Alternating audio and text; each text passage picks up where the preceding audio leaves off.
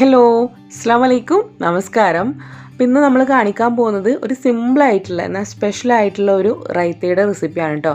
നമ്മുടെ ഹൈദരാബാദി സ്റ്റൈലിൽ ബീഫ് ബിരിയാണി ചെയ്തിട്ടുണ്ടായിരുന്നില്ല, അതിലേക്ക് കോമ്പിനേഷനായിട്ട് ചെയ്തിട്ടുണ്ടായിരുന്ന റൈത്തയാണിത്. അപ്പോൾ നമ്മൾ സാധാരണ ഉണ്ടാക്കുന്നതിനും ചെറിയൊരു വ്യത്യാസമുണ്ട്, ഒരു മസാല റൈത്തയാണ് കേട്ടോ ഇത്. അപ്പോൾ എന്തായാലും നമുക്കിത് എങ്ങനെ ചെയ്യുന്നതെന്നുള്ളത് നോക്കാം. അതിന് വേണ്ടിയിട്ട് ഇതേ ഒരു ബൗൾ എടുത്തിട്ടുണ്ട്, കൂടെ നമ്മുടെ മിക്സിയുടെ കുഞ്ഞു ജാറ് കൂടെ എടുത്തിട്ടുണ്ട്. നമുക്കിതിലേക്ക് കുറച്ച് കാര്യങ്ങളൊന്ന് ബ്ലെൻഡ് ചെയ്തിട്ട് എടുക്കണം. അപ്പോൾ അതിന് വേണ്ടിയിട്ടാണ് മിക്സിയുടെ ചെറിയ ജാർ എടുത്തിട്ടുള്ളത്. ഇന്നിപ്പോൾ നമ്മൾ 170 ഗ്രാമിൻ്റെ 2 യോഗട്ടിൻ്റെ കപ്പ് വെച്ചിട്ടാണ് കേട്ടോ ഇന്ന് നമ്മൾ ഈ ഒരു റൈത്ത ചെയ്യുന്നത്. അപ്പോൾ അതിൽ ഒരു കപ്പ്, അതായത് 170 ഗ്രാം വരുന്ന ഒരു കപ്പ് യോഗട്ട് നമ്മുടെ മിക്സിയുടെ ജാറിലേക്ക് നമ്മൾ ഇട്ട് കൊടുക്കുകയാണ്. ഇതിൻ്റെ കൂടെ ഒരു 1/4 ടീസ്പൂണോളം ക്യൂമിൻ സീഡ്സ്, അതായത് നമ്മുടെ ചെറിയ ജീരകം ചേർത്ത് കൊടുക്കുകയാണ്. ഇനി അടുത്ത് നമുക്കിതിലേക്ക് ചേർക്കാനുള്ളത് കുറച്ച് മിൻറ്റ് ലീവ്സാണ്, അതായത് നമ്മുടെ പുതിനയിലയാണ് ചേർക്കുന്നത്. അപ്പോൾ അതുകൂടെ ചേർക്കുക. പിന്നെ നിങ്ങളുടെ ആ ഒരു റൈത്തക്ക് നിങ്ങൾക്ക് കുറച്ച് എരിവ് വേണമെങ്കിൽ ഒരു പച്ചമുളക് മാത്രം വേണമെങ്കിൽ ചേർത്ത് കൊടുക്കുക കേട്ടോ. അപ്പോൾ അത് ഞാൻ എല്ലാം കൂടെ നന്നായിട്ട് ബ്ലെൻഡ് ചെയ്തിട്ട് ഒരു ഭാഗത്ത് മാറ്റി വെക്കുന്നുണ്ട്. ഇനി നമ്മൾ ബാക്കി വെച്ചിട്ടുള്ള ഈ ഒരു കപ്പ് യോഗട്ട് ഈ ഒരു ബൗളിലേക്ക് ഇട്ടിട്ട് നന്നായിട്ടൊന്ന് ഉടച്ചെടുക്കുകയാണ്. ആ കട്ടയായിട്ട് കിടക്കുന്നത് നന്നായിട്ടൊന്ന് ഉടച്ചെടുക്കുകയാണ്. അപ്പോൾ ഇത് നന്നായിട്ട് ഞാനത് ഉടച്ചെടുത്തിട്ടുണ്ട്. ഇനി നമ്മളിതിലേക്ക് ചേർക്കാൻ പോകുന്നത് ഒരു 1/2 ടീസ്പൂണോളം പെപ്പർ പൗഡർ ചേർത്ത് കൊടുക്കുക. കൂടെ ഒരു 1/4 ടീസ്പൂണിൻ്റെ അടുത്ത് നമ്മുടെ ക്യുമിൻ പൗഡർ, അതായത് ചെറിയ ജീരകത്തിൻ്റെ പൗഡറും കൂടെ ചേർക്കുന്നുണ്ട്.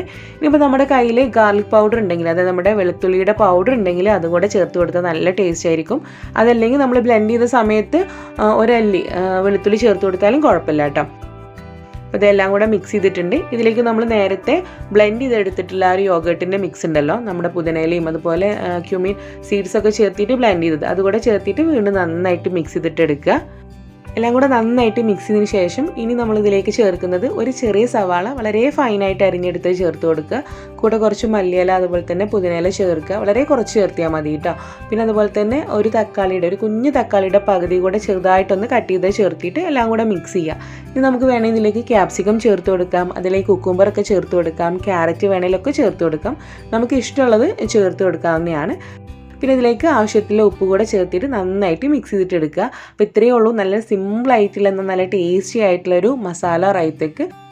നിങ്ങൾക്ക് കുറച്ചും കൂടെ എരിവ് വേണമെങ്കിൽ പെപ്പർ പൗഡറോ അതല്ലെങ്കിൽ ആ ഒരു ജീരകത്തിൻ്റെ ഫ്ലേവർ കുറച്ചും കൂടെ കൂടുതൽ വേണമെന്ന് തോന്നുകയാണെങ്കിൽ അതൊക്കെ ചേർത്ത് കൊടുക്കാം കേട്ടോ. കുറച്ചും കൂടെ കൂടുതലായിട്ടൊക്കെ ചേർത്ത് കൊടുക്കാം.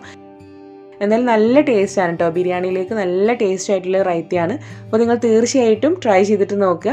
ട്രൈ ചെയ്യുന്നവർ നിങ്ങളുടെ ഫീഡ്ബാക്ക്സ് പറയാൻ വേണ്ടിയിട്ട് മറക്കരുത്. ഈ ഒരു റെസിപ്പി നിങ്ങൾക്ക് ഇഷ്ടമായെങ്കിൽ വീഡിയോ ലൈക്ക് ചെയ്യുക, നിങ്ങളുടെ ഫ്രണ്ട്സിലേക്കും അതുപോലെ തന്നെ റിലേറ്റീവ്സിലേക്കൊക്കെ ഒന്ന് ഷെയർ ചെയ്തിട്ട് കൊടുക്കുക. ചാനൽ ഇനിയും സബ്സ്ക്രൈബ് ചെയ്യാത്തവരാണെങ്കിൽ ചാനൽ സബ്സ്ക്രൈബ് ചെയ്തിട്ട് സപ്പോർട്ട് ചെയ്യുക. സബ്സ്ക്രൈബ് ചെയ്യുന്നതിൻ്റെ കൂടെ അതിൻ്റെ റൈറ്റ് സൈഡിൽ കാണുന്ന ഒരു ബെല്ലൈക്കൺ കൂടെ ഒന്ന് പ്രസ് ചെയ്തിട്ട് വെക്കുക. അപ്പോൾ ഇനി ഇൻഷാ അല്ലാഹ് നമുക്ക് മറ്റൊരു വീഡിയോ ആയിട്ട് കാണാം. താങ്ക്